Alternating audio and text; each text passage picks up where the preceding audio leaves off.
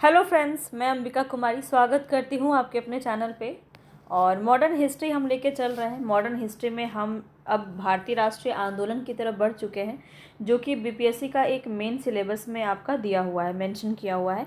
तो भारतीय राष्ट्रीय आंदोलन को बेहतर समझने के लिए आप मेरा थ्योरी क्लास ज्वाइन कर सकते हैं। ठीक है, थ्योरी क्लास आपको यहीं पे प्लेलिस्ट में मिल जाएगी। 12 वीडियो है उसमें, उसको अच्छे से देख लीजिएगा। बहुत ही अच्छे से आपको समझ में आ जाएगा पूरा थ्योरी जो भारतीय राष्ट्रीय आंदोलन का है। ठीक है, इसके बाद अगर आप जो है ये क्वेश्चंस जो मैं अभी आपको करवा रही हूँ, जो आगे करवाऊँगी, वो बहुत अच्छे से जो है क्लियर होंगे और सभी चीज़ें आपको समझ में आएंगी और एक बेहतर प्रैक्टिस, बेहतर तैयारी आपकी हो पाएगी। कुछ ऐसे क्वेश्चंस भी होते हैं, थ्योरी में तो मैंने आपको करवाया है, लेकिन क्वेश्चंस में वो आपको देखने को नहीं मिलेंगे। यहाँ पर वैसे क्वेश्चंस हैं जो काफ़ी ज़्यादा आपके पूछे जाते हैं। तो चलिए देख लेते हैं। बीपीएससी का अगर आप देखें तो टीआरई 3 में जो क्वेश्चन आपका कराया गया था, उसमें जो क्वेश्चन आया था काफ़ी हद तक डिटेलिंग क्वेश्चन आपका देखने को मिला था। तो लेवल कुछ भी हो सकता है, तो हम कुछ भी छोड़ेंगे नहीं, बेहतर तैयारी करेंगे अपनी। और यहाँ पे जीके जीएस के जो 24 मार्क्स मैं आपको तैयारी करवा रही हूँ, ठीक है, उसमें आपका है हिस्ट्री, ज्योग्राफी और जनरल साइंस। ठीक है, ये 3 है। हिस्ट्री में आपको मॉडर्न हिस्ट्री लेके चल रही हूँ। ज्योग्राफी का मैं आपको एनसीईआरटी करवा रही हूँ। ठीक है, ये इसको बहुत अच्छे से देख लीजिएगा, ज्योग्राफी इससे बाहर आपका नहीं आएगा। जनरल साइंस जो करवाया है उसको आप बहुत अच्छे से देख लीजिएगा। इसमें आपको 6 से लेके 9 क्लास तक मैंने करवा दिया है एनसीईआरटी। ठीक है, क्लास 10 अभी मेरा नहीं हुआ है। क्लास 10 में 3 चैप्टर हमारा हो चुका है, इसके बाद मैं अभी नहीं करवा पाई हूँ, तो इसको भी हम जल्दी से कंप्लीट करवाएंगे। और ये मेरा प्लान है, अभी लेके चल रही हूँ। मॉडर्न हिस्ट्री कंप्लीट हो जाएगा तो मैं एक बार पूरा एनसीईआरटी हिस्ट्री आपको करवा दूंगी क्वेश्चन के फॉर्म में, ताकि बहुत ही अच्छे से आपकी तैयारी हो सके। और ये एमसीक्यू जो मैं आपको करवाऊंगी ना, एनसीईआरटी, ये आपकी जो है दृष्टि बुक है, दृष्टि पब्लिकेशन की बुक है, यहीं से आपको करवाऊंगी। और ये बहुत ही अच्छी बुक है, मैं रिकमेंड करूँगी कि आप खुद भी इसको लेके ज़रूर पढ़ें, बहुत ही अच्छे से आपकी प्रैक्टिस होगी। वैसे मैं आपको कंप्लीट करवाऊंगी, तो इसलिए अगर आपके पास नहीं है तो भी कोई प्रॉब्लम नहीं है, आप अच्छे से प्रैक्टिस कीजिए। पर मैं आपसे रिक्वेस्ट करूँगी कि सिर्फ एक बार देख लेने से आपका कुछ भी भला नहीं हो पाएगा। आप एक बार, दो या हार्डली 3 दिन आप याद रख पाएंगे, उसके बाद आप भूल जाएंगे। इसलिए आपको बार बार रिवीजन करना है, बार बार चीज़ों को रिपीट करना है। ठीक है, बार बार देखिए, बार बार समझिए। और मैं आपको इसके लिए बता ही चुकी हूँ, आपको बिल्कुल भी जो है पज़ल नहीं होना है। आपको एक टाइम फिक्स करना है, इस टाइम आपको हिस्ट्री ही पढ़ना है, तो हिस्ट्री ही आप पढ़ेंगे। चाहे आपने पढ़ रखा है उसको रिपीट करेंगे, बार बार करेंगे। वो एक जो टाइम स्लॉट होगा आपका, जो भी एक टाइम स्लॉट होगा, वो आपका सिर्फ हिस्ट्री के लिए होना चाहिए, एक टाइम स्लॉट आपका सिर्फ ज्योग्राफी के लिए होना चाहिए, और एक टाइम स्लॉट आपका जनरल साइंस के लिए होना चाहिए। अगर समय कम पड़ रहा है तो आप इसको अल्टरनेटिव डेज में भी रख सकते हो। इस तरह से आपको तैयारी करनी है।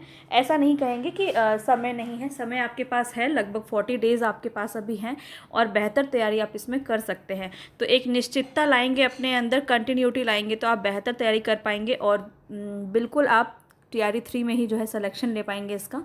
तो अब ये तो हमारे साथ लगा हुआ ही है कि जो क्वेश्चन है, एग्ज़ाम है, ये बहुत ज़्यादा जो है रद्द हो रहा है या फिर बहुत ज़्यादा लीक हो रहा है क्वेश्चन। तो इसको ये हमारे हाथ का नहीं है, तो इसमें क्या होगा ये तो कोई नहीं जानता है। लेकिन इसी दौर में हमें जो है जॉब निकालना है, तो आप बिल्कुल इसमें डटे रहिए और इस तरफ जो है बिल्कुल भी सोचिए मत, अच्छे से अपनी तैयारी रखिए। और मुझे लगता है कि आप बेहतर तैयारी करेंगे तो आपका भी एक सीट वहाँ पे निश्चित हो सकता है। चलिए अब हम स्टार्ट करेंगे। बहुत ही इंपॉर्टेंट टॉपिक आज लेके आए हैं, और गांधी जी से संबंधित प्रश्न आपका हर एक एग्ज़ाम में पूछा जाता है, चाहे वो 1 to 5 हो या फिर 6 से लेके 12 तक का जितना भी जीके जीएस है, वहाँ पे आप पलटा के देख लीजिए, आपका यहाँ से क्वेश्चन बिल्कुल मिलेगा। तो कंप्लीट वीडियो को देखिएगा, ताकि यहाँ से एक भी टॉपिक आपका, एक भी क्वेश्चन आपका गलत ना हो और एक एक टॉपिक आपका क्लियर हो जाए। थ्योरी ज़रूर देख लीजिएगा, जिससे आपको एक बेस मिल जाएगा। थ्योरी क्लास जो है वो कंप्लीट देखिएगा, पूरा बेस आपको मिल जाएगा, और उसके बाद आप क्वेश्चन लगाएंगे तो और भी ज़्यादा मज़ा आएगा। चलिए अब हम क्वेश्चन की तरफ बढ़ते हैं। आप अगर चैनल पर नए हैं तो सब्सक्राइब करके बेल आइकन प्रेस कर लीजिए, और पसंद आ रहा है तो लाइक करके शेयर भी कर दीजिएगा आपके साथियों तक जो भी अभी एग्ज़ाम देने वाले हैं। चलिए यहाँ पे हम स्टार्ट करते हैं। और यहाँ पे देखिए, जो भी चीज़ें यहाँ बताई गई हैं ना, ये ऑलरेडी मैं आपको करवा चुकी हूँ, तो ये सब मैं आपको अभी नहीं बताने वाली हूँ। ठीक है, हम यहाँ पे सीधा क्वेश्चंस की तरफ बढ़ेंगे। और पहला क्वेश्चन है हमारा, करमचंद गांधी दीवान थे, कहाँ के दीवान थे, ये क्वेश्चन आपसे पूछा जा रहा है। तो देखिए करमचंद गांधी कौन है, तो ये महात्मा गांधी के पिताजी हैं और ये दीवान थे कहाँ के, पोरबंदर के, राजकोट के, वांकानेर के। तो तीनों ही जगह के, तीनों ही राज्य के जो है ये दीवान थे और डी ऑप्शन यहाँ पे बिल्कुल सही हो जाएगा। तो ये आपको यहाँ पे पता होना चाहिए। चलिए आगे बढ़ेंगे। तो यहाँ पे आप देख लीजिए, ये तीनों नाम याद रखिए क्योंकि कुछ भी पूछा जा सकता है। हो सकता है सिर्फ एक दे दे ऑप्शन में, हो सकता है दो दे दे ऑप्शन में, हो सकता है तीनों दे दे ऑप्शन में, तो आप कंफ्यूज हो जाएंगे। तो एक भी क्वेश्चन आपको गलत नहीं करना है यहाँ पे, तो सभी को कंप्लीट देखिएगा। तो ये तीनों ही नाम आपको नोट करने हैं, ठीक है। नोट्स बनाना काफ़ी इंपॉर्टेंट रहेगा आपके लिए, तो आप चाहे तो महात्मा गांधी का नोट्स बना सकते हैं। मैं महात्मा गांधी से संबंधित जो है सिर्फ इनके ऊपर मैंने वीडियो नहीं बनाया है, तो ये मैं सोच रही हूँ ये भी मैं आपको भारतीय राष्ट्रीय आंदोलन वाले क्लास में डाल दूँगी, ठीक है। तो उसमें क्या होगा कि एक गांधी जी का संपूर्ण आपके पास क्लास में रहेगा। वैसे भारतीय राष्ट्रीय आंदोलन में आप जो गांधी जी के जो पढ़ेंगे वो सारा तो है ही, उससे पहले वाला जो कहानी है उसको देख लेंगे, तो वो मैं आपको करवा दूंगी। चलिए अभी हम यहाँ पे क्वेश्चन देख लेते हैं। तो निम्न में से बताएंगे किस कॉलेज में गांधी जी ने पढ़ाई की। अब यहाँ कॉलेज की बात की जा रही है, तो यहाँ पे राइट ऑप्शन हो जाएगा श्यामल दास कॉलेज भावनगर। तो ये इनकी जो प्रारंभिक पढ़ाई हुई थी वो राजकोट से हुई थी, लेकिन आपको यहीं पे आप क्वेश्चन में गलत कर सकते हैं क्योंकि आपको याद है कि राजकोट में इन्होंने पढ़ाई की, लेकिन कॉलेज की बात की जा रही है। तो क्वेश्चन को ध्यान से पढ़ना है और तभी आपको आंसर लगाना है। आंसर साथ साथ लगाते चलिएगा, हो सकेगा तो कमेंट में ज़रूर लिखते हुए चलिएगा। इससे क्या होगा, आपको याद होगा, लंबे समय तक आप इसको याद रख पाएंगे। चलिए आगे बढ़ेंगे। यहाँ पे देख लीजिए, जो एक्सप्लेनेशन है वो भी मैं आपको करवाती हुई चलती हूँ ताकि कोई भी एडिशनल जानकारी आपको मिल सके। महात्मा गांधी भारत के स्वतंत्रता आंदोलन में प्रमुख नेता थे। इनकी प्रारंभिक शिक्षा देखिए पोरबंदर में संपन्न हुई, इसलिए हाई स्कूल की शिक्षा राजकोट स्थित अल्फ्रेड हाई स्कूल से प्राप्त हुआ। इनका हाई स्कूल अगर पूछा जाए तब राजकोट लगाएंगे, प्रारंभिक शिक्षा पोरबंदर में।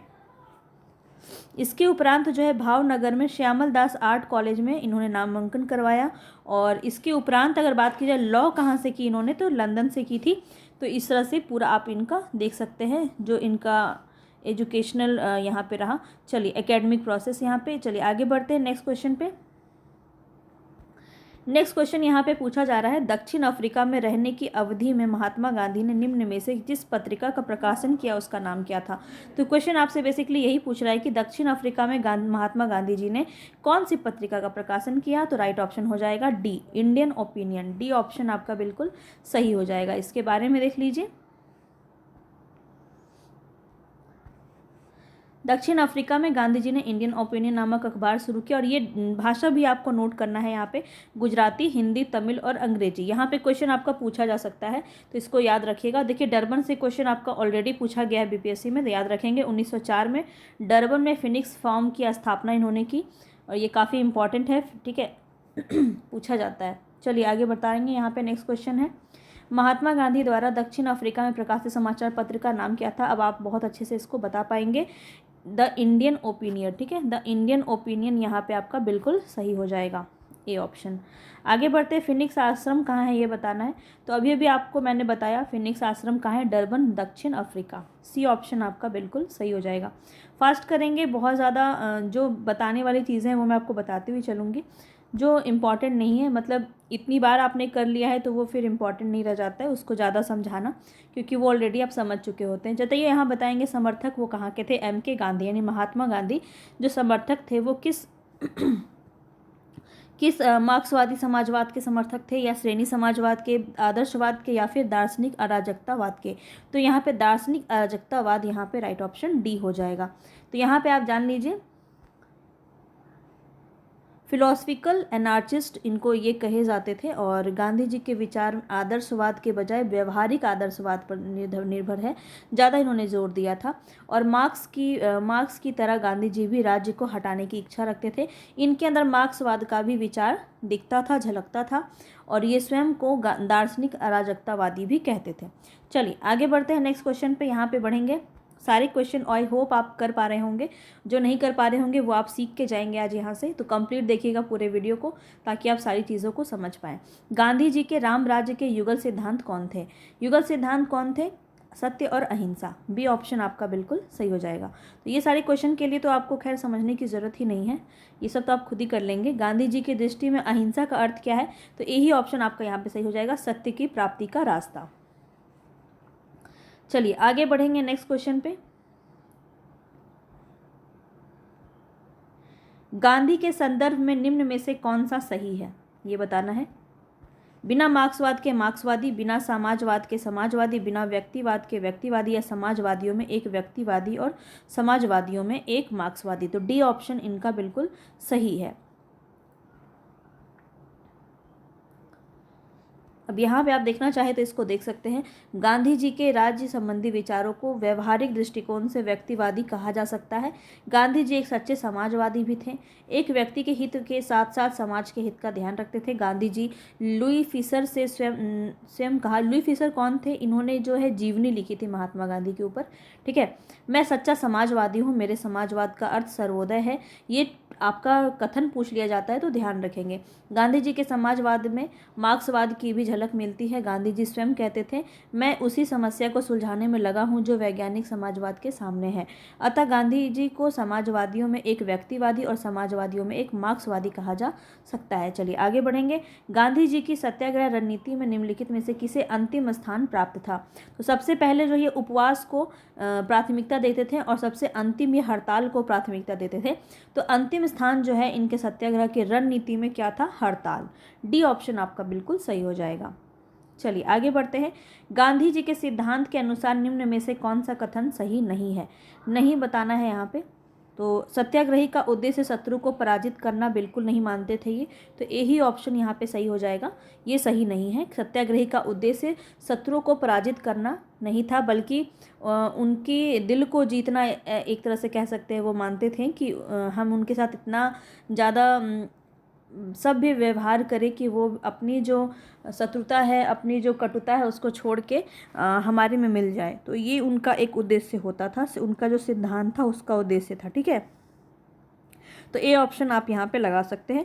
सत्याग्रही का शस्त्र अहिंसा था, बिल्कुल। संकल्प में दृढ़ विश्वास होना चाहिए, ये सब सारी बातें गांधी जी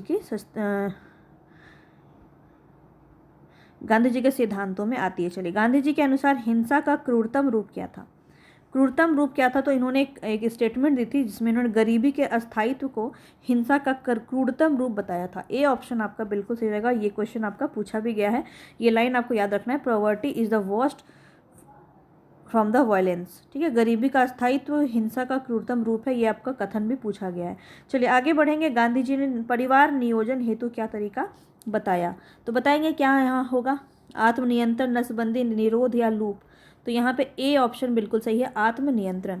आत्मनियंत्रण को इन्होंने परिवार नियोजन हेतु एक सही तरीका बताया। चलिए, गांधी जी जो है दक्षिण अफ्रीका में कितने वर्ष रहे थे, ये क्वेश्चन आपको बताना है। चलिए जल्दी से बताएंगे। राइट ऑप्शन है यहाँ पे बी, 21 वर्ष रहे थे। याद रखेंगे, दक्षिण अफ्रीका में 21 वर्ष जो है गांधी जी रहे थे। और यहाँ पे इनके बारे में थोड़ा सा जान लीजिए। गांधी जी दक्षिण अफ्रीका में लगभग 21 वर्ष रहे थे, ये क्वेश्चन आपका पूछा गया है। गांधी जी 24 वर्ष की उम्र में, ये उम्र भी पूछा जाता है, 24 वर्ष की उम्र में 1893 ईस्वी में एक गुजराती व्यापारी दादा अब्दुल्ला के मुकदमे को लड़ने के लिए दक्षिण अफ्रीका डरबन गए थे। वे जनवरी 1915 में भारत लौटे, ये तो सबको पता है। प्रवासी दिवस मनाते हैं 1915 का जो समय है उसी ये इन्हीं के परिप्रेक्ष्य में मनाया जाता है। चलिए आगे बढ़ते हैं। महात्मा गांधी दक्षिण अफ्रीका से भारत किस वर्ष लौटे थे, तो अभी अभी हमने देखा है और यहाँ राइट ऑप्शन हो जाएगा 1915। आगे बढ़ते हैं, नेक्स्ट क्वेश्चन पे बढ़ते हैं। यहाँ बताना है दक्षिण अफ्रीका के किस रेलवे स्टेशन पर गांधी जी को ट्रेन से फेंका गया था। तो कौन सा वो स्टेशन था, यहाँ से भी आपका क्वेश्चन पूछा गया है। पीटर मारिट्सबर्ग, यहाँ पे बी ऑप्शन आपका बिल्कुल सही है। तो ये आप जान लीजिए।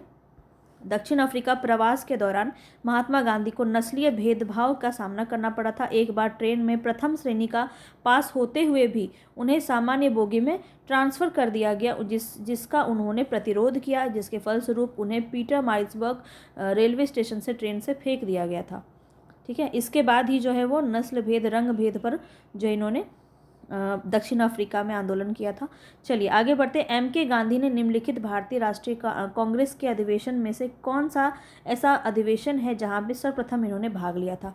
अब जो भी जो है थ्योरी क्लास किए होंगे उनके लिए तो अब ये सब क्वेश्चन बिल्कुल हलवा होगा, क्योंकि इतनी बार रिपीट किया है। कलकत्ता अधिवेशन 1901 आपको याद हो गया होगा, बी ऑप्शन बिल्कुल सही हो जाएगा।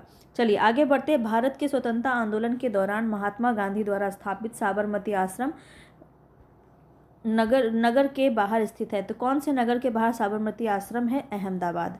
बी ऑप्शन यहाँ पे भी आपका सही हो जाएगा। ये भी क्वेश्चन आपका पूछा गया है एग्जाम में, तो चलिए ये सब क्वेश्चन आपको ध्यान रखना है। और महात्मा गांधी ने वर्ष 1915 में अहमदाबाद के कोचरब क्षेत्र में सत्याग्रह आश्रम की स्थापना की, तो ये भी आपको याद रखना है, ठीक है। अहमदाबाद के कोचरब क्षेत्र में सत्याग्रह आश्रम की इन्होंने स्थापना की। जो भी पॉइंट कर रही हूँ ना, ये सब नोट कर लेना है आपको। यह आश्रम विभिन्न आर्थिक गतिविधियों के संचालन की सुविधा की दृष्टि से 17 जून 1917 को साबरमती नदी के किनारे स्थानांतरित कर दिया गया। चलिए आगे बढ़ेंगे। यहाँ पे नेक्स्ट क्वेश्चन है, महात्मा गांधी ने अहमदाबाद के निकट साबरमती के किनारे एक आश्रम बनाया था, इसे हम क्या कहते हैं? तो अभी भी हमने देखा सत्याग्रह आश्रम कहते हैं। सी ऑप्शन यहाँ पे बिल्कुल सही हो जाएगा। महात्मा गांधी से संबंधित बताना, निम्नलिखित में से कौन सा सबसे पुराना आश्रम है? तो सबसे पहले इन्होंने फिनिक्स आश्रम खोला था, तो बी ऑप्शन यहाँ पे बिल्कुल सही हो जाएगा। इसका समय याद रखिए, 1904 में इन्होंने ये आश्रम खोला था, डरबन अब दक्षिण अफ्रीका में फिनिक्स आश्रम। ये क्वेश्चन आपका ऑलरेडी पूछा गया है। फिनिक्स आश्रम को 27 फरवरी 2000 को दोबारा खोला गया। फिनिक्स महात्मा गांधी द्वारा स्थापित प्रथम आश्रम था, ध्यान रखेंगे। गांधी जी ने सेवा धर्म कहाँ अपनाया? सेवा धर्म बताना है कहाँ अपनाया, तो दक्षिण अफ्रीका में। सी ऑप्शन यहाँ पे आपका बिल्कुल सही हो जाएगा। तो दक्षिण अफ्रीका में प्रवास के दौरान महात्मा गांधी ने एक पारसी रुस्तम जी द्वारा खोले गए धर्मार्थ अस्पताल में परिचायक के रूप में अपनी सेवाएं प्रदान की और बीमार दुखियों की सेवा का कार्य आरंभ किया। यहाँ पर उन्होंने कंपाउंडर के रूप में भी स्वैच्छिक सेवाएं प्रदान की। उन्होंने बोअर युद्ध के समय घायल सिपाहियों की देखभाल एवं सेवा का कार्य भी किया था। नेक्स्ट क्वेश्चन पे बढ़ते हैं। बताएंगे महात्मा गांधी के राजनीतिक गुरु कौन थे? अब ये सब क्वेश्चन में तो आपको सोचना ही नहीं है। गोपाल कृष्ण गोखले, डी ऑप्शन आपका बिल्कुल सही हो जाएगा। गोखले अपने राजनीतिक दर्शन में सच्चे उदारवादी थे। वह समभाव और मृदु न्यायप्रियता में विश्वास करते थे। उन्हें पूर्ण विश्वास था कि देश का पुनरुद्धार राजनीतिक उत्तेजना के बावंडरों से नहीं हो सकता। वह साध्य और साधन दोनों की पवित्रता में विश्वास रखते थे। गोखले के इन्हीं विचारों से प्रभावित होकर गांधी जी ने उन्हें अपना राजनीतिक गुरु बना लिया था। आगे बढ़ेंगे, नेक्स्ट क्वेश्चन पे बढ़ेंगे। बताएंगे महात्मा गांधी के अनुसार राजनीति का तात्पर्य क्या है? धर्म विहीन राजनीति, जन कल्याण के लिए सक्रियता, सत्य विहीन राजनीति। तो देख के ही पता चल रहा है जन कल्याण के लिए सक्रियता, बी ऑप्शन आपका बिल्कुल सही हो जाएगा। चलिए आगे बढ़ते हैं नेक्स्ट क्वेश्चन पे। गांधी जी ने राजनीति का जो प्रतिमान प्रस्तुत किया है, निम्न में से इसमें कौन सी विशेषता नहीं है? कौन सी नहीं है? तो देखिए नैतिकता तो है, धर्म भी है, मानवता भी है, सत्ता नहीं है। डी ऑप्शन यहाँ पे आपका बिल्कुल सही हो जाएगा, ठीक है।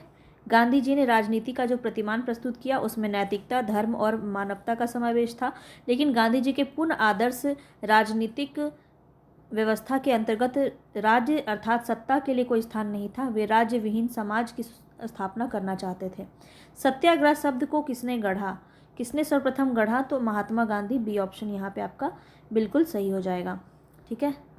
महात्मा गांधी के भतीजे थे मगनलाल गांधी द्वारा सदाग्रह शब्द का प्रयोग एक प्रतियोगिता में किया गया, जिसमें उनको पुरस्कार प्राप्त हुआ। सदाग्रह शब्द का अर्थ था सत्य और दृढ़ता से लिया जाता है। बाद में महात्मा गांधी ने इसमें सुधार करके इसे सत्याग्रह शब्द से परिवर्तित कर दिया। अतः स्पष्ट है कि सर्वप्रथम सत्याग्रह शब्द का प्रयोग महात्मा गांधी ने ही किया। चलिए आगे बढ़ेंगे, नेक्स्ट क्वेश्चन पे बढ़ेंगे। बताना है भारत के स्वतंत्रता संघर्ष के दौरान सबसे पहले सत्याग्रह किसने किया था? सबसे पहले सत्याग्रह किसने किया था? महात्मा गांधी ने ही किया था। डी ऑप्शन यहाँ पे बिल्कुल सही हो जाएगा। और कब किया था? तो 1917 में चंपारण बिहार में सत्याग्रह सबसे पहले इन्होंने किया था। यहाँ से इतने क्वेश्चन बने हैं, ये वाला रिपीटेड क्वेश्चन है, बार बार पूछा जाता है, और ऐसे क्वेश्चन को गलत करना घोर पाप माना जाएगा, क्योंकि ये क्वेश्चन इतनी बार करवा चुकी हूँ ना कि ये अब तक आपको रट गया होगा, है ना। तो सत्याग्रह का शाब्दिक अर्थ होता है सत्य को मानकर किसी वस्तु के लिए आग्रह करना अथवा सत्य और अहिंसा से उत्पन्न होने वाला बल। तो यहाँ पे आपको याद रखना है कि गांधी जी का पहला सफल सत्याग्रह था चंपारण सत्याग्रह, जो 1917 में किया। चलिए आगे बढ़ते हैं। निम्न में से कौन सा भारत में गांधी जी का प्रथम सत्याग्रह आंदोलन था जिसमें उन्होंने सविनय अवज्ञा का प्रयोग किया था? अब देखिए, सविनय अवज्ञा देखते ही बस घबरा मत जाइएगा, बीपीएससी का फेवरेट एग्जाम का टॉपिक है ये। यहाँ से क्वेश्चन दिए बिना उन्हें चैन नहीं है। तो यहाँ पे राइट ऑप्शन आपका चंपारण हो जाएगा और कुछ भी नहीं। ये ऑप्शन आपका बिल्कुल सही हो जाएगा। अब इसके बारे में थोड़ा सा अच्छे से जान लीजिए। तो चंपारण सत्याग्रह क्या था? 1917 में भारत में गांधी जी का प्रथम सत्याग्रह आंदोलन था। 1915 में भारत आए थे महात्मा गांधी, ठीक है। और एक साल जो है उनके जो गुरु थे गोपाल कृष्ण गोखले, उन्होंने मना किया था कि कुछ भी बोलना मत, कुछ भी, बस कान खड़े रखना और मुंह बंद रखना, और बस पूरे देश में घूमो और देखो कि क्या सारी चीज़ें हो रही हैं, एक साल तुम्हें कुछ नहीं करना है। तो ऐसा इन्होंने कहा था उनके गुरु ने। उसके बाद 17 में जो है गांधी जी सत्याग्रह कर देते हैं चंपारण में। तो यहाँ पे देखिए क्या होता है, जिसमें उन्होंने सविनय अवज्ञा का प्रयोग किया था। 19वीं सदी के आरंभ में बिहार के चंपारण में प्रचलित 3 कठिया पद्धति के विरोध के स्वरूप सत्याग्रह का प्रारंभ किया गया था। चंपारण सत्याग्रह का उपरांत गांधी जी ने इसका प्रयोग 1918 में फिर किया। कहाँ? अहमदाबाद की कॉटन मिल मालिकों में और मजदूरों में प्लेग बोनस को लेकर छिड़े विवाद में हस्तक्षेप कर किया था। तो यहाँ पे देखिए, अगर पूछा जाए ना कि पहला बार तो ठीक है, दूसरा बार किसने कब का किया था, तो अहमदाबाद जो मिल मजदूर का जो हुआ था विवाद, इसमें इन्होंने किया था सत्याग्रह का प्रयोग, ठीक है। तो क्वेश्चन आपका ऐसे भी पूछा जा हो सकता है कि चंपारण आपका ऑप्शन में ही ना हो।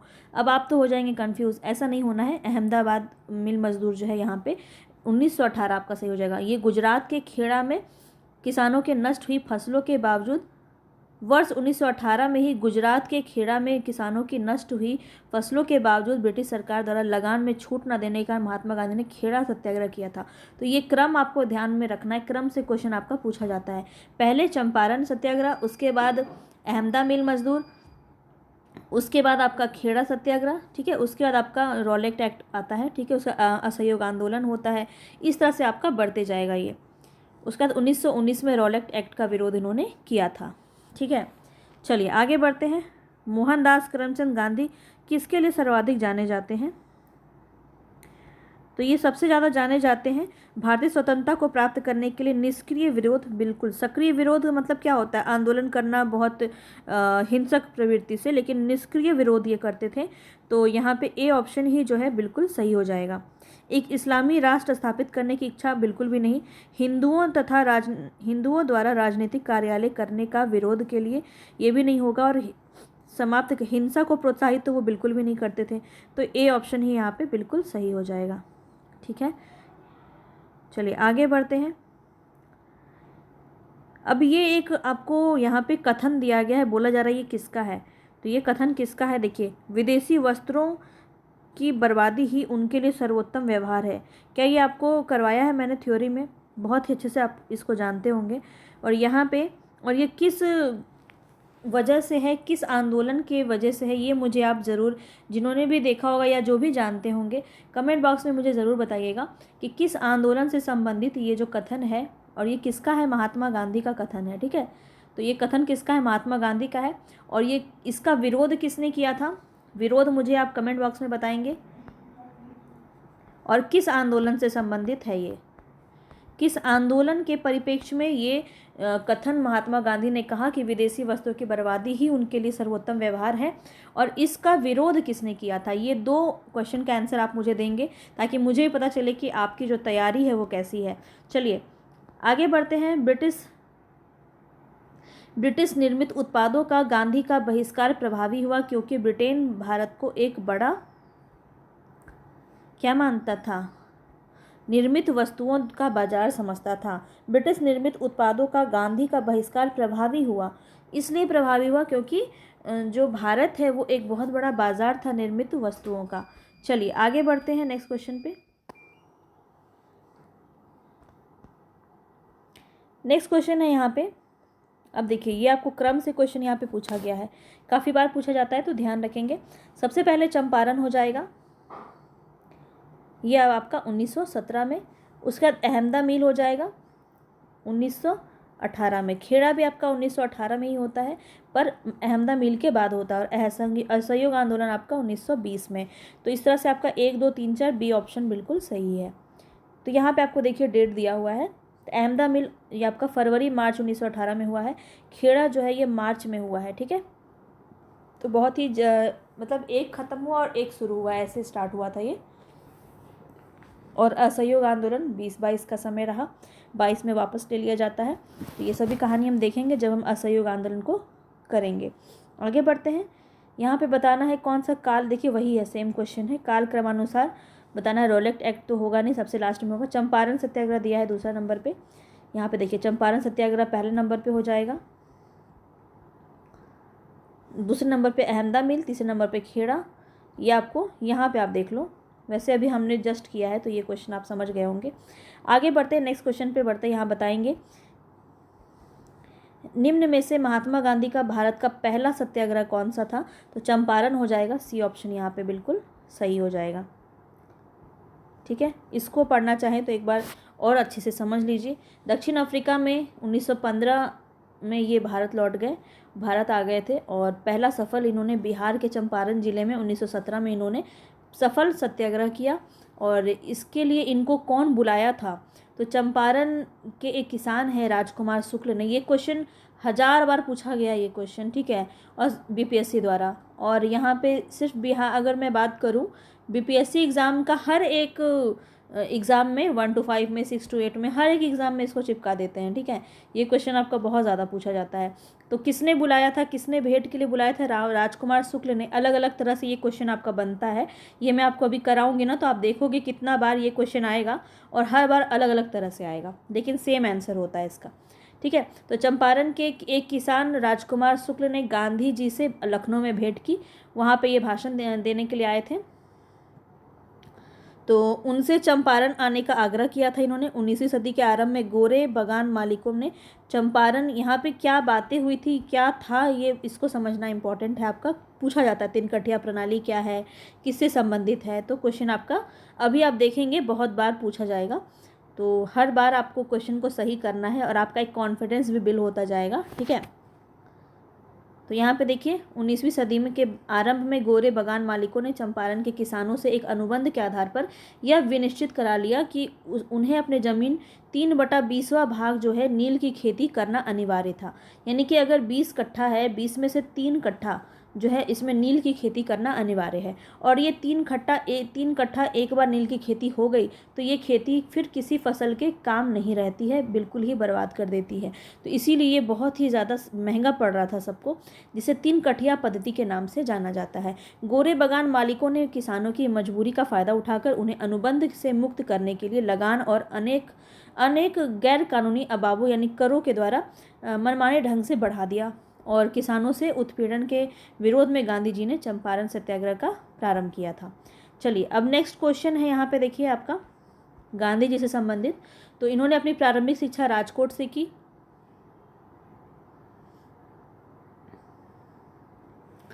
ठीक है। और कस्तूरबा के साथ इनका विवाह 13 वर्ष की उम्र में हो गया, ये भी सही है। द इनर टेम्पल लंदन से इन्होंने लॉ की तैयारी की, लॉ की पढ़ाई की, ये भी सही है। वो एक रस्किन की पुस्तक थी अनटू द लिस्ट से अत्यधिक प्रभावित थे, ये भी सही है। चारों सही है, तो यहाँ पे डी ऑप्शन आपका सही हो जाएगा, ठीक है। तो यहाँ पे आप सब कुछ जान ही रहे हैं। गांधी जी का जन्म 2 अक्टूबर 1869 में हुआ गुजरात के पोरबंदर में, और इनकी प्रारंभिक शिक्षा राजकोट में हुई। और 13 वर्ष की अल्पायु में ही गांधी जी की जो शादी हो जाती है, इनका विवाह हो जाता है कस्तूरबा गांधी जी से। और इन्होंने द इनर टेम्पल लंदन से बैरिस्ट्री का प्रशिक्षण लिया और महात्मा गांधी रस्किन की पुस्तक अनटू द लिस्ट से अत्यधिक प्रभावित थे। चलिए आगे बढ़ेंगे। महात्मा गांधी ने कहा था, क्या कहा था? उनकी कुछ सबसे गहन धारणाएं अनटू दिस लास्ट पुस्तक में प्रतिबिंबित है और इस पुस्तक ने उनके जीवन को बदल डाला। इस पुस्तक का वह संदेश क्या था जिससे महात्मा गांधी का जीवन बदल गया, ये बताना है आपको। सुशिक्षित व्यक्ति का यह नैतिक दायित्व है कि वह शोषित एवं निर्धन का उत्थान करे। बिल्कुल, ए ऑप्शन आपका सही है। व्यक्ति का कल्याण सबके कल्याण में निहित है। उच्च जीवन के लिए ब्रह्मचर्य और आध्यात्मिक चिंतन अनिवार्य है। तो ये जो पहला था ना, ये आपको बहुत ज़्यादा इनको प्रभावित किया था। अच्छा नहीं, बी ऑप्शन सही होगा, इसमें गलती हो गया, माफ़ी चाहूँगी। व्यक्ति का कल्याण सबके कल्याण में निहित है, ये जो है बी ऑप्शन आपका बिल्कुल सही है। इसी से इनका जो है एक संदेश मिलता है, जिससे महात्मा गांधी जी का जीवन भी बदल गया था। चलिए, सब लगभग एक जैसा ही बात इसमें कहा गया है, तो बी ऑप्शन यहाँ पे आपका सही हो जाएगा। हम वही क्वेश्चन का आंसर लेंगे जो आपके आयोग द्वारा सही हुआ है, ठीक है। तो महात्मा गांधी ने दक्षिण अफ्रीका प्रवास के दौरान जॉन रस्किन की पुस्तक थी अनटू दिस लास्ट पढ़ी थी, और वहाँ से गांधी जी ने अपनी आत्मकथा में लिखा कि इस पुस्तक से उनके जीवन को परिवर्तित कर दिया। और उसकी समीक्षा में गांधी जी ने 3 बातों को नोट किया, जिसमें व्यक्ति का कल्याण सबके कल्याण में निहित है, ये भी धारणा दी गई थी। चलिए आगे बढ़ते हैं। महात्मा गांधी जी गांधीवादी विचारधारा किनसे प्रभावित रही है? तो अब आप ये महाशय को देखेंगे और सीधा सीधा आंसर लगा देंगे, पर गलत हो जाएगा। रस्किन से भी प्रभावित थे, थोरो से भी प्रभावित थे और टॉलस्टॉय से भी प्रभावित थे। सबसे ज़्यादा इनका पूछा जाता है, इसीलिए आप सीधा सीधा टॉलस्टॉय लगा सकते हैं, लेकिन गलती मत कीजिएगा। ये तीनों नाम आपको याद रखना है, कुछ भी क्वेश्चन में आ सकता है, तो डी ऑप्शन आपका बिल्कुल सही हो जाएगा। चलिए आगे बढ़ते हैं। तो थोड़ा सा आप इसको अच्छे से और देख लीजिए ताकि आपको याद रहे। धर्मनिरपेक्ष लेखकों में गांधीवादी विचारधारा को थोरो, रस्किन और टॉलस्टॉय ने सबसे अधिक प्रभावित किया। गांधी जी ने थोरो से सविनय अवज्ञा और करबंदी की प्रेरणा ली। ये क्वेश्चन आपका पूछा जा सकता है, तो इसको नोट कर लीजिएगा। थोरो से इन्होंने क्या लिया प्रेरणा? तो सविनय अवज्ञा और करबंदी की प्रेरणा ली। रस्किन से इन्होंने शारीरिक परिश्रम का आदर करना सीखा, और टॉलस्टॉय के प्रसिद्ध वाक्य ईश्वर का राज्य तुम्हारे भीतर है से गांधी जी काफ़ी प्रभावित हुए थे, और यह इनके अहिंसक असहयोग का आधार बना। तो आपको याद रखना है, थोरो से इन्हें सविनय अवज्ञा और करबंदी की प्रेरणा मिली। रस्किन से इन्होंने सीखा कि शारीरिक परिश्रम का आदर करना सीखना चाहिए, और टॉलस्टॉय से इन्होंने सीखा अहिंसा, जो बहुत ज़्यादा इंपॉर्टेंट है। इसीलिए अहिंसा अगर पूछा जाए तो टॉलस्टॉय आपके राइट हो जाएंगे। तो ये बहुत इंपॉर्टेंट है, इसको नोट कर लीजिएगा। यहाँ पे आगे बढ़ेंगे। गांधी जी किस आंदोलन से संबंधित नहीं थे? तो देखिए, यहाँ पे खिलाफत आंदोलन से भी संबंधित थे, व्यक्तिगत आंदोलन से भी संबंधित थे, और भारत छोड़ो आंदोलन से भी संबंधित थे। तो यहाँ पे ए ऑप्शन बिल्कुल सही हो जाएगा। स्वदेशी आंदोलन से संबंधित नहीं थे। स्वदेशी आंदोलन 1905 में हुआ था, उस समय तो गांधी जी आए भी नहीं थे। तो इस तरह से आप इसको लगा सकते थे। चलिए आगे बढ़ते हैं। नेक्स्ट क्वेश्चन है यहाँ पे, निम्न में से कौन सा सत्याग्रह में महात्मा गांधी ने भाग नहीं लिया? फिर से वही क्वेश्चन है। भारत छोड़ो आंदोलन में भाग लिया, सविनय अवज्ञा में भी भाग लिया, खेड़ा आंदोलन में भी भाग लिया, बारदोली में भाग नहीं लिया था। वल्लभ भाई पटेल ने जो है बारदोली आंदोलन में भाग लिया था, ठीक है। तो ये आपको डेट याद रखना है। 1918 में खेड़ा सत्याग्रह, सविनय अवज्ञा आंदोलन 1930, भारत छोड़ो आंदोलन 1942, और बारदोली सत्याग्रह 1928 में हुआ था। ये गांधी जी नहीं बल्कि सरदार वल्लभ भाई पटेल ने इसका नेतृत्व किया था। चलिए आगे बढ़ते हैं। गांधी जी के संदर्भ में बताएंगे कौन सा संदर्भ यहाँ पे सही है। जाति विहीन अछूतों की दशा में सुधार के लिए कठोर संघर्ष किया, असहयोग आंदोलन शुरू किया, सविनय अवज्ञा आंदोलन शुरू किया, सभी किया। तो डी ऑप्शन आपका सही हो जाएगा। चलिए आगे बढ़ेंगे। महात्मा गांधी को सर्वप्रथम राष्ट्रपिता किसने कहा? बहुत बार पूछा गया है, इंपॉर्टेंट क्वेश्चन, वीवीआई क्वेश्चन है ये आपका। बताएंगे यहाँ पे राइट ऑप्शन क्या हो जाएगा। जवाहरलाल नेहरू, वल्लभ भाई पटेल, सी राजगोपालाचारी, सुभाष चंद्र बोस। तो यहाँ राइट ऑप्शन हो जाएगा सुभाष चंद्र बोस ने राष्ट्रपिता की उपाधि दी थी, ठीक है। डी ऑप्शन आपका सही हो जाएगा। महात्मा देखिए बताएंगे यहाँ पे, महात्मा गांधी के नाम से पहले महात्मा जोड़ा गया। अच्छा, यहाँ पूछा जा रहा है किस सत्याग्रह के दौरान जोड़ा गया और किसने जोड़ा, ये भी क्वेश्चन आपका पूछा जाता है, ठीक है। तो किस आंदोलन के दौरान जोड़ा गया? तो चंपारण सत्याग्रह के आंदोलन जोड़ा गया। किसने जोड़ा? रविंद्रनाथ टैगोर ने। याद रखेंगे, नोट कर लो, ठीक है। देखिए यहाँ भी आपका नोट यहाँ पे लिखा हुआ है। क्वेश्चन भी सेम आपका फिर वही पूछा गया है। चलिए देख लेते हैं यहाँ, किसने गांधी जी को सर्वप्रथम महात्मा के तौर पर संबोधित किया था? तो राइट ऑप्शन हो जाएगा रविंद्रनाथ टैगोर, सी ऑप्शन। नोआखाली काल में महात्मा गांधी के सचिव कौन थे? बताएंगे यहाँ पे। नोआखाली काल में महात्मा गांधी के सचिव थे प्यारेलाल, सी ऑप्शन आपका बिल्कुल सही हो जाएगा, ठीक है। नोआखाली काल में प्यारेलाल महात्मा गांधी के सचिव थे। उनकी बहन डॉक्टर सुशीला नैयर गांधी जी के व्यक्तिगत चिकित्सक थी, और प्यारेलाल ने गांधी जी के दांडी मार्च में एक महत्वपूर्ण भूमिका भी निभाई थी। तो इनका अगर पूछा जाए व्यक्तिगत चिकित्सक कौन थे, तो डॉक्टर सुशीला नैयर, जो प्यारेलाल की बहन थी। ठीक है, चलिए आगे बढ़ते हैं। किस सत्याग्रह आंदोलन में गांधी जी ने प्रत्यक्ष रूप से भाग नहीं लिया? प्रत्यक्ष रूप से किसमें भाग नहीं लिया? तो वाईकोम सत्याग्रह जो है, सी ऑप्शन यहाँ पे बिल्कुल सही हो जाएगा। वाईकोम सत्याग्रह में भाग नहीं लिया। तो यहाँ पे पढ़ लीजिए, वाईकोम में के मंदिर प्रवेश सत्याग्रह में गांधी जी ने प्रत्यक्ष रूप से भाग नहीं लिया था, जबकि खेड़ा सत्याग्रह, राजकोट सत्याग्रह और असहयोग आंदोलन का नेतृत्व स्वयं गांधी जी ने ही किया था। राजकोट सत्याग्रह 1939 में महात्मा गांधी के 4 दिनों के अनशन के बाद वायसराय की मध्यस्थता से राजकोट के शासक के साथ समझौता हो जाता है। तो ये भी आपको ध्यान रखना है, राजकोट सत्याग्रह 1939। ठीक है, आगे बढ़ेंगे। भारतीय इतिहास के संदर्भ में वाईकोम सत्याग्रह के संदर्भ में बताएंगे कौन सा आपका सही है। तो यह अस्पृश्यता और जातिगत भेदभाव के विरुद्ध एक सत्याग्रह था। तो ये भी आपका सही है। महात्मा गांधी ने इस सत्याग्रह में भाग लिया था। तो ये भी आपका सही है। दोनों ही सही हैं, तो दो यानी कि आपका 1 और 2 दोनों सही, सी ऑप्शन आपका सही हो जाएगा। तो केरल के हिंदू समाज में अस्पृश्यता और जातिगत भेदभाव के विरुद्ध त्रावणकर, मतलब जो वर्तमान में केरल का ही एक अंग है, इसमें सामाजिक विरोध प्रदर्शन का आयोजन किया हो गया था, जिसमें वाईकोम सत्याग्रह कहते हैं। 1924-25 इसका नाम है। और गांधी जी ने इस आंदोलन में प्रत्यक्ष रूप से भाग नहीं लिया था, लेकिन उनका निर्देशन और समर्थन इस आंदोलन को प्राप्त था। चूँकि दूसरे कथन में प्रत्यक्ष और अप्रत्यक्ष की बात नहीं कही गई है, इसीलिए इस कथन को सही माना गया है। ठीक है, अगर ऐसा कुछ पूछा जाता कि प्रत्यक्ष इन्होंने भाग लिया या नहीं लिया, या अप्रत्यक्ष रूप से भाग लिया, ऐसा कुछ भी क्वेश्चन में पूछा नहीं गया है, इसीलिए महात्मा गांधी समर्थन कर रहे थे, इसीलिए इनको सही माना गया है। आगे बढ़ेंगे, नेक्स्ट क्वेश्चन पे बढ़ेंगे। यहाँ बताना है महात्मा गांधी का छत्तीसगढ़ में प्रथम आगमन कब हुआ? तो 20 दिसंबर 1920, यहाँ पे राइट ऑप्शन हो जाएगा। ठीक है, छत्तीसगढ़ में महात्मा गांधी का प्रथम आगमन 20 दिसंबर 1920 को हुआ है, रायपुर स्थित धमतारी में। और इसके बाद ये 24 नवंबर 1933 को भी यहाँ आए हुए थे। महात्मा गांधी के अनुयायियों में कौन शिक्षक थे? ये भी क्वेश्चन आपका पूछा गया है। बताएंगे यहाँ पे कौन हो जाएंगे। JB कृपलानी जो हैं वो पेशे से एक शिक्षक थे, सी ऑप्शन आपका बिल्कुल सही हो जाएगा।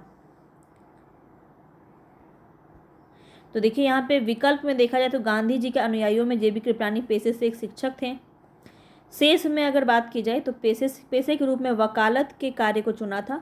यद्यपि राजेंद्र प्रसाद ने कुछ समय के लिए शिक्षण कार्य भी किया था, लेकिन मुख्यतः वो वकील थे। ठीक है, चलिए आगे बढ़ते हैं, नेक्स्ट क्वेश्चन पे बढ़ते हैं। यहाँ बताना है कि निम्न उद्योगपतियों में से कौन से व्यक्ति लंबे समय तक AICC के खजांची रहे, यानी कि कैशियर कहते हैं ना जिसको, वही है यहाँ पे। ठीक है, और 1930 में इनको जेल हो जाता है। तो ये कौन थे? जमुनालाल बजाज, काफ़ी इंपॉर्टेंट पर्सनालिटी हैं। महात्मा गांधी के दत्तक पुत्र माने जाते हैं, बहुत ज़्यादा करीबी थे, इतने करीबी थे कि इनको दत्तक पुत्र माना जाता है, 5वां पुत्र माना जाता है। ठीक है, जमुनालाल बजाज याद रखेंगे। ठीक है, निकट सहयोगियों में से थे सेठ जमुनालाल बजाज, और वे लंबे समय तक भारतीय राष्ट्रीय कांग्रेस के कोषाध्यक्ष रहे। और 1923 में झंडा सत्याग्रह में भाग लेने के लिए पुनः 1930 में सविनय अवज्ञा आंदोलन के दौरान वो जेल चले गए थे। आगे बढ़ते हैं। भारतीय कपड़ा व्यापारी, बैंकर, कांग्रेसी और महात्मा गांधी का निकट सहयोगी कौन था? जमुनालाल बजाज। स्वाधीनता आंदोलन के दौरान महात्मा गांधी के करीबी अंग्रेज मित्र कौन थे? तो ये क्वेश्चन भी आपका सेम पूछा गया है। ठीक है, reverend Charlie Andrews, C option आपका बिल्कुल सही हो जाएगा।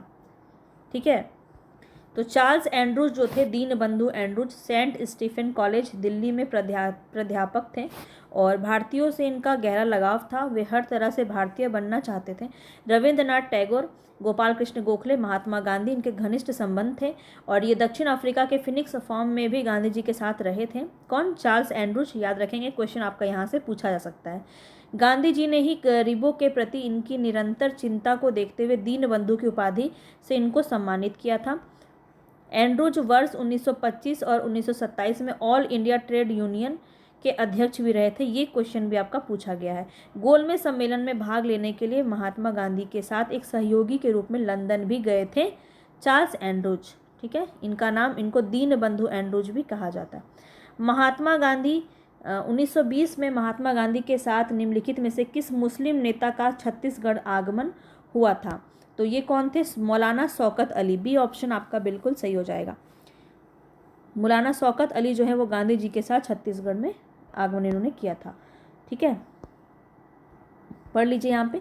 1920 में महात्मा गांधी द्वारा छत्तीसगढ़ की यात्रा की गई, जिसमें उनके साथ मौलाना शौकत अली भी थे। गांधी जी द्वारा ये यात्रा पंडित सुंदरलाल शर्मा के आमंत्रण पर किया गया था। मौलाना शौकत अली प्रमुख राष्ट्रवादी नेता थे, जो कि खिलाफत कमेटी के भी सदस्य रहे। उनका भाई मौलाना मोहम्मद अली ने द कामरेड नामक पत्र निकाला। ये इंपॉर्टेंट है, नोट कर लीजिएगा। शौकत अली ने प्रथम और द्वितीय गोलमेज सम्मेलन में भी भाग लिया था। नेक्स्ट क्वेश्चन है यहाँ पे, निम्नलिखित में से किस कारागार को गांधी जी ने मंदिर का नाम दिया है? तो जहाँ इनको रखा गया था, यरवदा जेल। ठीक है, काफ़ी जानते होंगे आप, इसके बारे में बताया है, बहुत ज़्यादा इंपॉर्टेंट है। तो यरवदा जेल में ये किस आंदोलन के दौरान इनको जेल में डाल दिया गया था, ये मुझे आप कमेंट बॉक्स में ज़रूर बताइएगा। यरवदा जेल ये कब गए थे? चलिए, बी ऑप्शन यहाँ पे बिल्कुल सही है।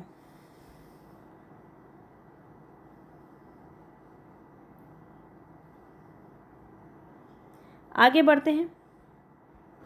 नेक्स्ट क्वेश्चन है, भारत की स्वाधीनता के समय महात्मा गांधी जो है कांग्रेस के सदस्य नहीं थे। ठीक है, कांग्रेस के सदस्य नहीं थे और इनका कहना था कि कांग्रेस स्वाधीनता आंदोलन मतलब स्वतंत्रता हो जाने के बाद, स्वतंत्रता के बाद जो है कांग्रेस को ख़त्म कर देना चाहिए। ये इनका स्टेटमेंट भी काफ़ी ज़्यादा पूछा जाता है। चलिए आगे बढ़ते हैं। गांधी जी की मृत्यु पर किसने कहा कि हमारे जीवन से प्रकाश चला गया? ये क्वेश्चन भी आपका पूछा गया है, देख सकते हैं कितना क्वेश्चन आपका पूछा गया है। जवाहरलाल नेहरू। डी ऑप्शन यहाँ पे आपका बिल्कुल सही हो जाएगा। 30 जनवरी 1948 को नाथूराम गोडसे ने गांधी जी को गोली मार दी। उनकी मृत्यु पर भारत के तत्कालिक जो प्रधानमंत्री थे पंडित जवाहरलाल नेहरू ने कहा, हमारे जीवन से प्रकाश चला गया, हमारे चतुर्दिक अंधकार ही अंधकार है, मैं नहीं समझ पा रहा कि मैं आपसे क्या कहूँ और कैसे कहूँ। राष्ट्रपिता जी ने हम प्यार से बापू कहते थे, वो हमारे बीच नहीं रहे। चलिए आगे बढ़ते हैं। गांधी जी को वन मैन बाउंड्री फोर्स, ये इनका काफ़ी प्रसिद्ध जो है संबोधन रहा। तो गांधी जी को वन मैन बाउंड्री फोर्स कहकर किसने संबोधित किया था? ये क्वेश्चन भी आपका पूछा जाता है और माउंट बेटन ने कहा था। यहाँ पे सी ऑप्शन आपका ये बिल्कुल सही हो जाएगा। तो जो काम इनका कहना था, माउंट बेटन का कहना था कि जो काम 50,000 हथियारबंद सिपाही नहीं कर सकते थे, वो काम गांधी जी ने कर दिया। चलिए आगे बढ़ते हैं। महात्मा गांधी को आदेशित किया था किसने कि वह भारत में प्रथम, देखिए यही क्वेश्चन ये मैं आपको बता चुकी हूँ स्टार्टिंग में, अगर आपके कान आँख खुले हुए थे तो आप इसका आंसर गलत नहीं करेंगे। निम्न में से किसने महात्मा गांधी को आदेशित किया था कि भारत में प्रथम वर्ष खुले कान और मुंह बंद करके व्यतीत करें? किसने कहा? उनके जो गुरु थे गोपाल कृष्ण गोखले। डी ऑप्शन यहाँ पे बिल्कुल सही हो जाएगा। आगे चलते हैं, नेक्स्ट क्वेश्चन पे बढ़ते हैं। यहाँ बताना है, भारतीय राजनीति में प्रवेश के पूर्व 1 वर्ष तक देश में पर्यवेक्षक एवं विद्यार्थी के रूप में रहने की सलाह गांधी जी को किसने दी थी? देखिए सेम क्वेश्चन है, लेकिन क्वेश्चन को घुमा के पूछा गया है। इसका राइट आंसर हो जाएगा गोपाल कृष्ण गोखले। चलिए आगे बढ़ते हैं। निम्नलिखित में से कौन कहा करते थे कि गलत साधन हमें कभी भी सही उद्देश्य तक नहीं ले जा सकते? कौन कहेगा ये? MK गांधी यानी महात्मा गांधी। B option. चलिए आगे बढ़ते हैं। नेक्स्ट क्वेश्चन यहाँ पे, निम्नलिखित में से कौन इस सिद्धांत के प्रबल समर्थक थे कि जो नैतिक दृष्टिकोण से गलत है वह राजनीतिक दृष्टिकोण से भी सही नहीं हो सकता? ये भी कौन कहेगा? MK गांधी। सी ऑप्शन आपका बिल्कुल सही है।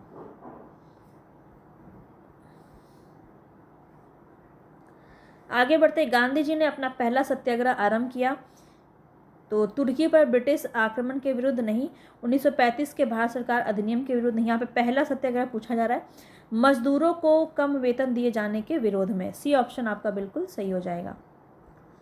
तो ये मैं आपको काफ़ी बार बता चुकी हूँ वैसे, ठीक है।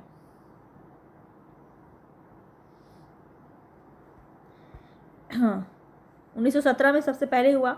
दूसरा प्रयोग पूछा जाता है काफ़ी ज़्यादा, ठीक है। तो कौन था? अहमदाबाद के कॉटन मिल के औद्योगिक मजदूरों की कम मजदूरी के विरुद्ध में संघर्ष हुआ था, ठीक है। और चंपारण का नाम नहीं है, इसीलिए मजदूर वाला क्वेश्चन का आंसर यहाँ पे सही हो गया, ठीक है। नहीं तो किसान वाला सही होता, पर किसान तो दिया ही नहीं इन्होंने, इसीलिए यहाँ पे दूसरा वाला सही हो गया। तो इसको ध्यान रखेंगे, ऐसा क्वेश्चन आपका पूछा जा सकता है। और इसके बाद अहमदा मिल मालिकों और मजदूरों में प्लेग बोनस को लेकर विवाद था। ये भी इस तरह से भी आपका घुमा के क्वेश्चन पूछा जा सकता है। गांधी जी 3 दिन के अवसर पर, जो कि भारत की पहली उनकी भूख हड़ताल थी, इसके बाद मिल मालिक इस मामले में मध्यस्थता करने के लिए तैयार हो जाते हैं और उनको बोनस देना पड़ता है। आगे बढ़ते हैं। निम्न में से किस आंदोलन में महात्मा गांधी ने पहली बार भूख हड़ताल का प्रयोग हथियार के रूप में किया? तो भूख हड़ताल किस में किया इन्होंने? अहमदाबाद की हड़ताल में।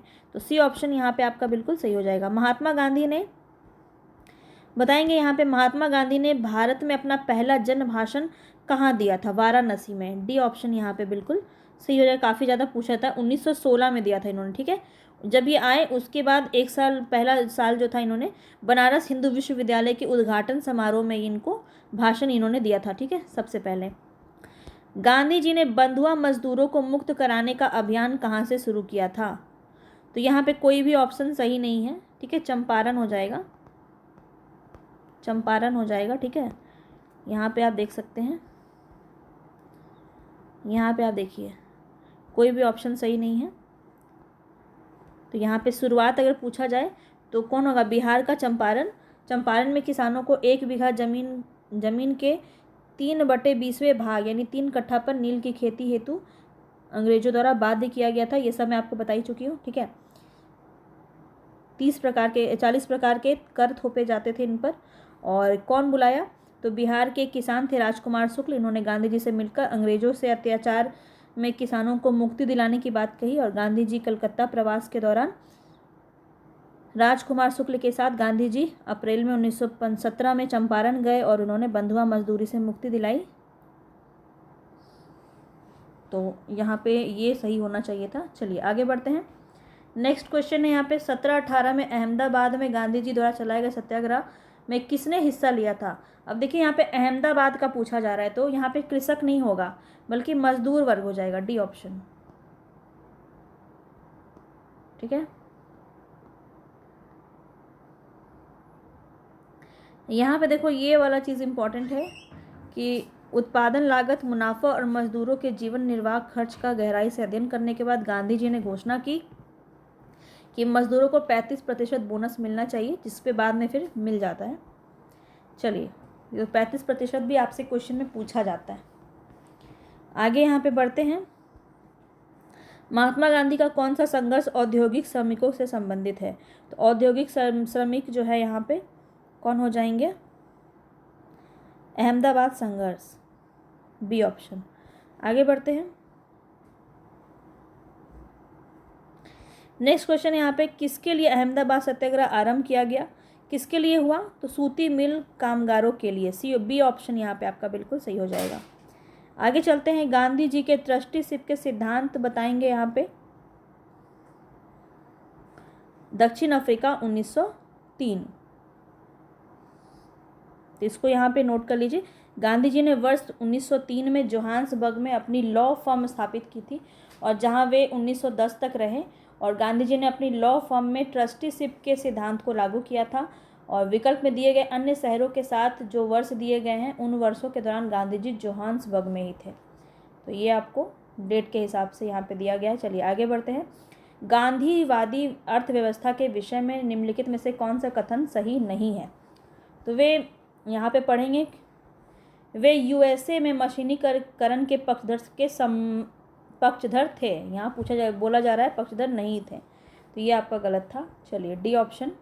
आगे बढ़ते हैं। एम के गांधी के अनुसार अस्पृश्यों का सामाजिक आर्थिक सुधार संपन्न किया जा सकता है उनके मंदिर प्रवेश द्वारा, उनके सहायता प्रदान करके, सामाजिक आर्थिक विकास कोष अलग करके, या कुटीर उद्योग स्थापित करके। तो डी ऑप्शन सही हो जाएगा, उनके लिए कुटीर उद्योग स्थापित करके। आगे बढ़ते हैं। कुटीर उद्योग आप जानते ही होंगे, गुड़ बनाना, घास कूटना, तेल पेरना, कागज़ बनाना, चमड़े का काम, ये सब जितने भी घरेलू काम, जो भी हथकरघा पद्धति को ये ज़्यादा अपनाना चाहते थे। चलिए आगे बढ़ेंगे। गांधीयन इनोवेशन यानी गांधी जी का नवाचार से क्या तात्पर्य है? अधिक उत्पादन से, घरेलू अर्थव्यवस्था में अधिक उत्पादन से, उपभोग के लिए उत्पादन से, या कम निवेश में अधिक उत्पादन अधिक लोगों के लिए। तो डी ऑप्शन आपका सही हो जाएगा, कम निवेश में अधिक उत्पादन अधिक लोगों के लिए। नेक्स्ट क्वेश्चन पे चलते हैं। यहाँ पे देख सकते हैं, इंडियन इनोवेशन का तात्पर्य क्या है? कम निवेश में अधिक उत्पादन अधिक लोगों के लिए। यह शब्दावली सर्वप्रथम जो है प्रोफेसर प्रहलाद और आर के माशेलकर द्वारा प्रयोग किया गया था। ठीक है, इनोवेशन। चलिए आगे बढ़ते हैं। पहली घटना बताना है सबसे पहले, यहाँ पे कौन सी होगी? तो देखिए यहाँ पे चंपारण सत्याग्रह है, तो यही हो जाएगा सबसे पहली घटना, चंपारण सत्याग्रह, डी ऑप्शन। और यहाँ पे आप इसको देख ही सकते हैं, असहयोग आंदोलन 1920, चंपारण सत्याग्रह 1917, सविनय अवज्ञा आंदोलन 1930 और खेड़ा आंदोलन 1918। अब आपको ये डेट के साथ याद हुआ कि नहीं बताओ? इतनी बार हम इसको कर लिए हैं कि ये आपको काफ़ी अच्छे से अब याद हो गया होगा। चलिए आगे बढ़ते हैं। नेक्स्ट क्वेश्चन है, किसने यूरोपियन नील बागान मालिकों द्वारा किसान के शोषण की तरफ गांधी जी का ध्यान आकर्षित किया? तो कौन थे? राजकुमार शुक्ल। देख सकते हैं क्वेश्चन को कैसे घुमाया गया है। किसने यूरोपियन नील बागान मालिकों द्वारा किसान के शोषण की तरफ गांधी जी का ध्यान आकर्षित किया? तो राजकुमार शुक्ल हो जाएगा, बी ऑप्शन। फिर देखिए क्या लिखा है, गांधी चंपारण में इंडिगो के किसानों की दशा की ओर गांधी जी का ध्यान किसने आकर्षित किया? तो अगेन यहाँ पे राइट ऑप्शन हो जाएगा राजकुमार शुक्ल। तो याद कर लो अच्छे से, ये क्वेश्चन आपका दिखाई देगा आपको एग्जाम में, और बिल्कुल गलत नहीं होना चाहिए। तिनकटिया प्रणाली में आपको बता चुकी हूँ, 3/20 होगा, तो 1918 लगाने का सवाल ही नहीं उठता है। 3/20 ये आपको याद रखना है, भूभाग पर नील की खेती करना। चलिए आगे बढ़ते हैं। गांधी जी ने भारत में पहली बार सत्याग्रह जो है कहाँ पे किया, ये काफ़ी बार बता चुकी हूँ। अब राइट ऑप्शन आपको बहुत ही आसानी से पता होगा, चंपारण। आगे बढ़ते हैं। गांधी जी का चंपारण आंदोलन क्या था? तो हरिजनों की अधिकारों की सुरक्षा करना, सविनय अवज्ञा आंदोलन हेतु हिंदू समाज की एकता बनाए रखना, या नील कर्मियों की समस्याओं का समाधान करना। तो डी ऑप्शन यहाँ पे आपका बिल्कुल सही हो जाएगा। गांधी जी का चंपारण सत्याग्रह किससे जुड़ा हुआ था? अब बताएंगे, इजारेदारी से, तिनकटिया से, जेनिमिस्ट से, या फिर इनमें से कोई नहीं। तो तिनकटिया आपको पता है, बी ऑप्शन बिल्कुल सही हो जाएगा। तो तिनकटिया प्रणाली का प्रथा का तात्पर्य क्या है? यहाँ पे कल्टीवेशन ऑफ इंडिगो से क्वेश्चन है, तो यहाँ पे सेम क्वेश्चन वही है, 3/20 भूभाग पर नील की खेती। आगे बढ़ते हैं नेक्स्ट क्वेश्चन पे। तिनकटिया कानून किस स्थान पर किसकी खेती से संबंधित है? तो यहाँ पे देखिए याद रखेंगे, नील की खेती से संबंधित है और चंपारण पे है। ठीक है, सी ऑप्शन आपका सही हो जाएगा। आगे यहाँ पे क्वेश्चन दिया गया, राजेंद्र प्रसाद ने महात्मा गांधी को चंपारण आने तथा कृषकों की समाज की जांच करने के लिए राजी किया। तो ये देखिए राजेंद्र प्रसाद ने नहीं किया, बल्कि राजकुमार शुक्ल ने किया। हमने कई बार देख लिया, तो ये गलत है। चंपारण जांच में आचार्य JB कृपलानी ने महात्मा गांधी के सहयोगी के में से एक थे, तो ये आपका बिल्कुल सही है। तो सहयोगी से क्वेश्चन पूछा जाता है, तो सेकंड नंबर यानी कि बी ऑप्शन आपका सही हो जाएगा। ठीक है, तो इसको एक बार देख लीजिए, जो जो सहयोगी हैं, कोई भी एक आपका 2 या 2 से ज़्यादा भी आपका ऑप्शन में देखने को मिल सकता है। ठीक है, तो ये पहले ये बात समझिए कि राजकुमार शुक्ल ने राज्य के चंपारण समस्या की जांच में गांधी जी के सहयोगियों में कौन कौन थे? आचार्य JB Kripalani, doctor Rajendra Prasad, Mahadev Desai, CF Andrews और डॉक्टर अनुग्रह नारायण सिन्हा, राजकिशोर प्रसाद और HS पोलाक, ये सभी आपके शामिल हैं। ठीक है, चंपारण संघर्ष में निम्नलिखित में से किसने महात्मा गांधी का साथ दिया था? किसने साथ दिया था? तो देखिए ये 2 नाम याद रखिए, राजेंद्र प्रसाद और अनुग्रह नारायण। तो यहाँ पे ये क्वेश्चन भी आपका पूछा गया था। आगे बढ़ते हैं। निम्नलिखित में से कौन महात्मा गांधी के चंपारण सत्याग्रह से संबंधित हैं? तो देखिए चंपारण सत्याग्रह से संबंधित कौन हो जाएंगे? राजकुमार शुक्ल, इन्होंने ही बुलाया था, तो यही हो जाएगा यहाँ पे डी ऑप्शन। आगे बढ़ते हैं। चंपारण आंदोलन मुख्यतः किसके विरोध में था?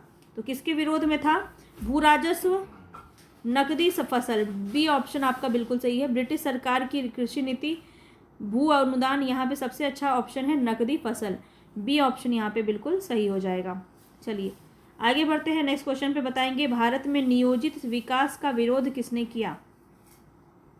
नियोजित विकास का विरोध किसने किया? महात्मा गांधी ने, ए ऑप्शन यहाँ पे आपका बिल्कुल सही हो जाएगा। यहाँ पे आप देख सकते हैं, भारत में नियोजित विकास का विरोध महात्मा गांधी ने किया। महात्मा गांधी जो है वस्तुतः औद्योगिकरण और मशीनीकरण के विरोधी थे, और उन्होंने कुटीर और ग्रामीण उद्योगों का समर्थन करने के लिए ग्राम को अर्थव्यवस्था की आधारभूत इकाई माना। उन्होंने मशीनों के प्रयोग के स्थान पर श्रमपरक उद्यमों को अधिक महत्व दिया, ताकि अधिकाधिक लोगों को रोजगार मिल सके। उनकी ग्राम स्वराज की अवधारणा के तहत ग्राम एक ऐसी आर्थिक इकाई है जहां से निवासी अपनी आवश्यकताओं के उत्पादों की पूर्ति कर सकता है। चंपारण सत्याग्रह से संबंधित कौन है? यहाँ पे क्वेश्चन आपका पूछा जा रहा है। तो चंपारण सत्याग्रह से संबंधित कौन हो जाएंगे, कौन नहीं है, तो कौन नहीं, जयप्रकाश नारायण का नाम हमने नहीं पढ़ा, डी ऑप्शन यहाँ पे सही हो जाएगा। बाकी सभी तो इनके सहयोगी थे। नरहरि पारेख, ये भी याद रखेंगे, पूछा जाता है।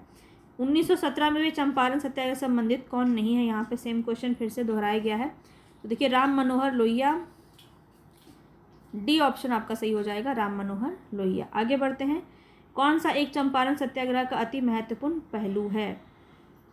चंपारण सत्याग्रह का देखिए कैसा कैसा क्वेश्चन आपसे पूछा जा रहा है।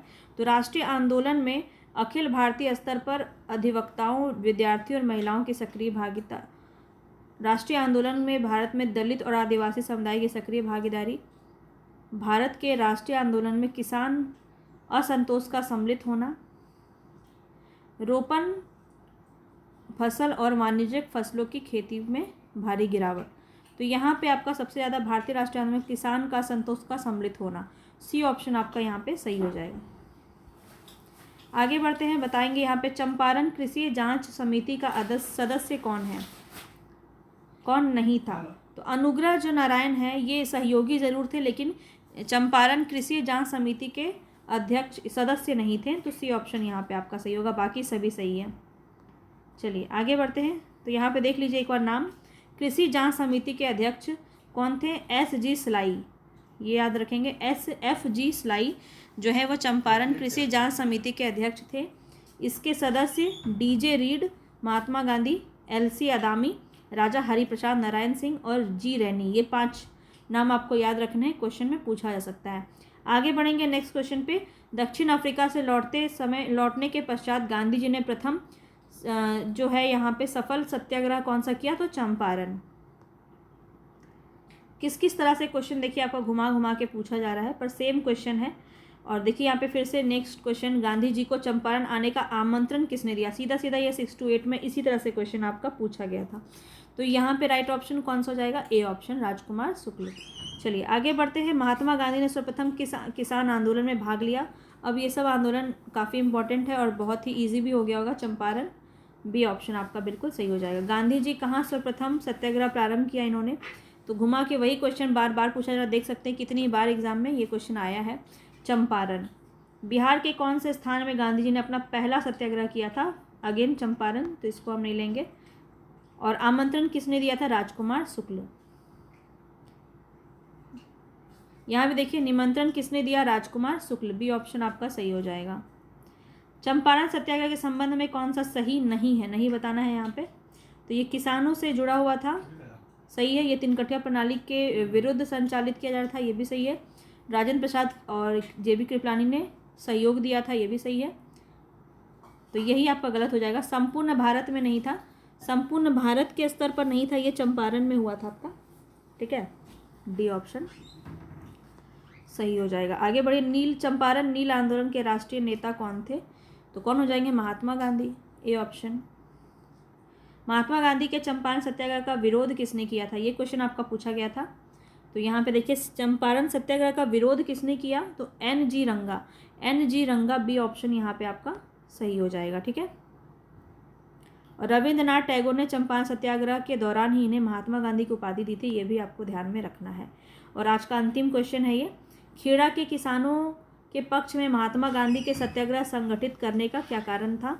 अकाल पड़ने के बावजूद प्रशासन में भू राजस्व की उगाही स्थगित नहीं की थी। यहाँ पे एक मिनट,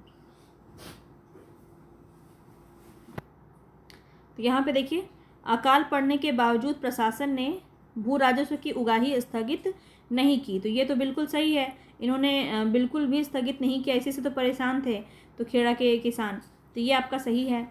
प्रशासन का यह प्रस्ताव था कि गुजरात में अस्थायी बंदोबस्त लागू किया जाए, ये ऐसी बात तो नहीं की गई थी, तो ये गलत है, एक सही है, यानी केवल एक ही यहाँ पे सही होगा। अब इसको देख लीजिए एक बार, 1918 में गुजरात के खेड़ा में किसानों की फसल नष्ट हो जाने के बाद भी सरकार ने लगान में छूट नहीं दी थी और भू राजस्व उगाही स्थगित नहीं की थी। इसी मुद्दे पर महात्मा गांधी ने खेड़ा के किसानों के पक्ष में सत्याग्रह संगठित किया था। खेड़ा आंदोलन प्लेग फैलने और अकाल पड़ने के कारण किसानों के लगान अदा करने में असमर्थ होने और राज्य के प्रति असंतोष होने के परिणाम स्वरूप जो है ये हुआ था आंदोलन। तो ऐसे आपका पूरा आज गांधी जी से संबंधित जितने भी क्वेश्चन बनते हैं ये हमने कंप्लीट देखा, और इसी तरह से सभी टॉपिक को हम कंप्लीट करेंगे एमसीक्यू बेस्ड। तो पसंद आया होगा तो लाइक कर दीजिएगा।